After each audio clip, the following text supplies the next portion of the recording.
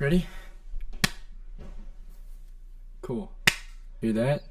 It's the sound of a 95, pals. It's the sound of an amazing mark. See this? I'm as best as it gets. Warm up monster. Tyler, the Creator, was never really a favorite of mine. I always found the harsh noises and the obscene lyrics on his earlier projects like Goblin, Bastard, and Wolf to just be flat out... They say the loudest in the room is weak. I'm right here, you guys don't have to yell. As I was saying, I always found the harsh noises of his earlier projects like Bastard, Goblin, and Wolf to just be like flat out too much for me, and I pretty much wrote him off as an artist completely. Right up until the beginning of quarantine. So picture this, it's 10 a.m. in the first couple weeks of quarantine. I'm supposed to be doing schoolwork, but being the easily distracted person that I am, I end up just kind of going through Spotify for a while. And I see that I got a recommendation to listen to Tyler, the Creator's Flower Boy. At this point, I hated Tyler, but I decided to give the album a shot just for no other reason than to make fun of it later that night. However, as I made my way through this album, I suddenly realized the masterpiece that Flower Boy really was. I was infatuated by the warm, upbeat sound and the messages telling listeners to just be the person they are no matter what anybody else thought. That day, I think I listened to the album 5 times, and then 5 times the next day, and then the next, and then every single day from the rest of April all the way through summer 2020. Now, I realize this might make me seem a little biased towards the album, but I'm far from the only one who thinks that this is an amazing album. Pitchfork gave Flower Boy an 8.5 out of 10 and placed it at number 98 on their list of the top 200 albums of the last 25 years. Being the 98th best in anything is an achievement in its own, but I still feel like it's severely underrated and deserves to be in the top 10. Tyler, the Creator, has always been kind of an outcast, both in terms of the music that he makes and as a person. He's been the subject of many controversies over the years, most notably being banned from the UK, New Zealand, and Australia for hyper-violent, homophobic, and misogynistic lyrics in his earlier work. However, Flower Boy completely changes course from that in favor of what Pitchfork calls a surprisingly meditative and beautifully colored collage of memories and daydreams that trades bratty subversion for reflection and self-improvement. I feel like growth is the main theme here. Sure, there's been an obvious growth in the music itself, and Flower Boy definitely feels much more mature than anything that Tyler released prior to it, but I'm talking about the subject matter. Flower Boy is Tyler's most inclusive project, and definitely stands out in his discography as the bridge between the Tyler on songs like Yonkers and who Tyler really is. This album is Tyler's attempt to let us in to what his life has been like up to this point, and where his true feelings really lie. Well, then I'm TNT, I'm gone. Flower Boy's opening track, Forward, features singer Rex Orange County and explores Tyler's lack of motivation and anxiety when it comes to his career. According to Genius, a forward is typically used to set the stage for something before it's presented. This song is about Tyler feeling stuck and knowing he needs to change something in order to enjoy making music again. This is showcased in the lyrics, "How many cars can I buy till I run out of drive? How much drive can I have until I run out of road?" He also knows that he needs to make a change to keep his fan base from getting bored. How much cooler can I get until I run out of fans? How many fans can I have until they turn on the AC? This song also gives us our first hints about Tyler's sexuality, a recurring theme that's talked about multiple times throughout Flower Boy. The lines, "Shout out to the girls that I let on, for occasional and always keeping my bed warm, and trying their hardest to keep my head on straight." Now, I won't dive too much into this topic yet because I'll be returning to it later, so just keep that in the back of your mind for now, as it'll be important as we're moving on. This track sets the tone for the entire project and covers many of the themes that are present throughout the rest of the album. In my opinion, this song showcases what a perfect opening track in any rap album should be like. Nobody home, they knocking on the door.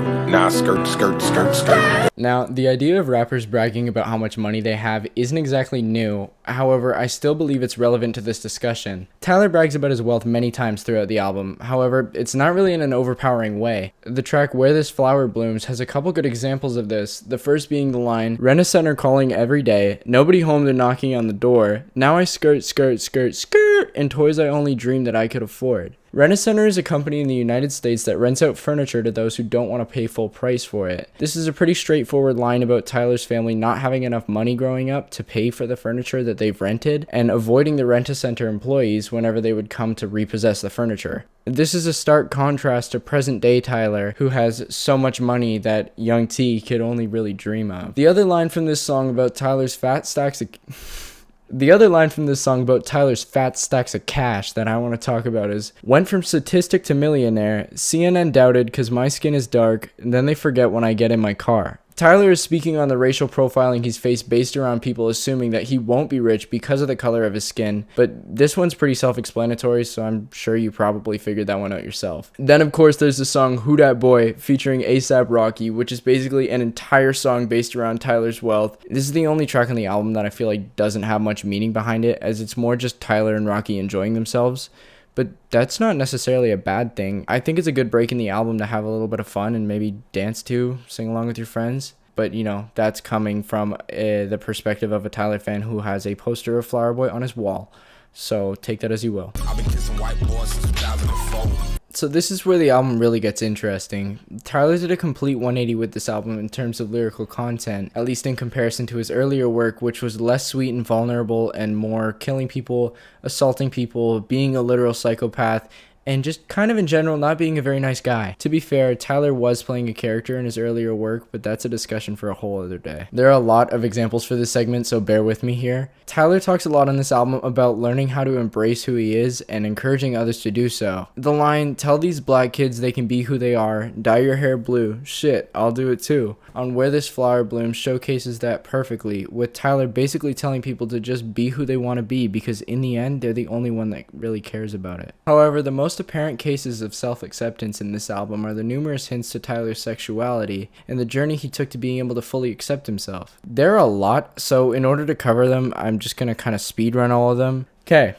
On Where This Flower Blooms, Tyler says, "Rooted from the bottom, bloomed into a tree, took a little while, I'm making leaves." The tree represents Tyler, and the slow growth of its leaves represent him slowly coming to terms with his sexuality. On Sometimes, a short interlude feeding radio host Shane Powers and model Wyatt Navarro, Shane asks, "Okay, so since you want to be Mr. fucking Secret Agent, what song you want to hear?" To which Wyatt replies, "The one about me." Wyatt and Tyler were rumored to be dating around the time of this album's release, and the Mr. Secret Agent part refers to him and Tyler keeping it a secret. On See You Again, Tyler mentions a love interest with rose-tinted cheeks and dirt-colored eyes, which are both features Wyatt Navarro has. On the song Who Dat Boy, Tyler tells us he's currently looking for 95 Leo. The 1995 era of Leonardo DiCaprio is a frequent topic for Tyler, and he is no stranger to mentioning his infatuation with the actor. Garden Shed is a song based entirely around his experiences with his sexuality, but I'll just be going more into that later. I Ain't Got Time mentions Tyler driving a car, with the passenger being a white boy look like River Phoenix,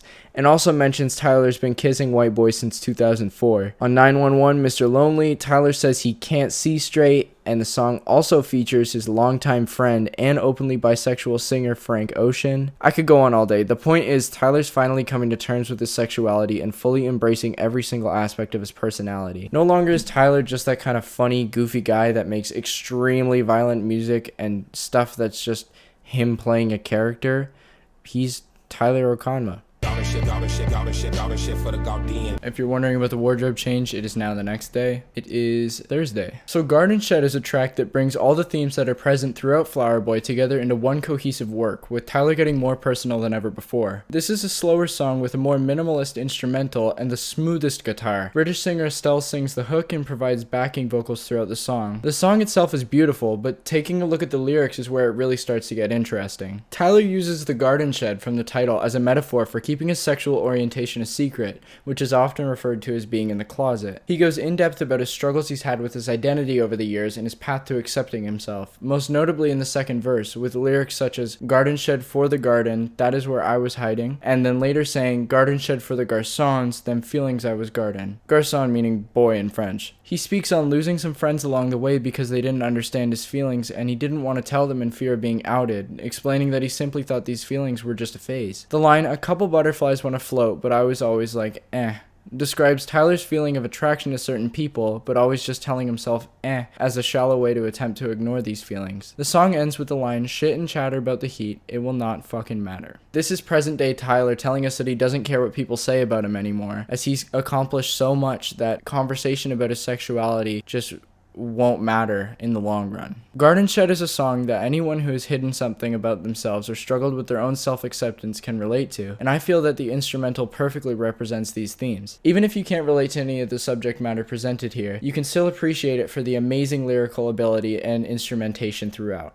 Like Adam in the Garden of Eve. There are so many reasons I believe Flower Boy should be in the top 10 albums on Pitchfork's list. The instrumentals, the lyricism, the incredible creative work, and oh yeah, the entire album is self-produced by Tyler. Frank Ocean's album Blonde placed 6th on Pitchfork's list, and they described that album as meaningful, heartfelt, and transparent, but not all telling, leaving some information up for interpretation. I believe that Flower Boy checks all these boxes and more, and there's more diversity between each song. I find Blonde to be a little hard to get through at times, as it's a bit of a longer album with not the most attention-grabbing songs, while Flower Boy is shorter and covers a wide range of moods and themes. It's just more palatable to the average listener in my opinion, which makes me think that Flower Boy should be placed in the number 6 spot instead of Blonde. That's not to say I don't enjoy Blonde, but I just don't find it as captivating as Flower Boy. All in all, Flower Boy is one of the best albums I've ever heard, and I feel like it deserves a place in the top 10. I feel like Tyler's creativity is simply unmatched, and this album really showcases how amazing an artist he truly is. Yeah, well, that's a wrap. I hope this is what you wanted from this assignment. Thanks for being such a great English teacher. I hope I don't see you next year, because hopefully I'll be in film school. Woo! Coffee at 6:30 p.m. because I know I'm going to be up all night editing this. Oh.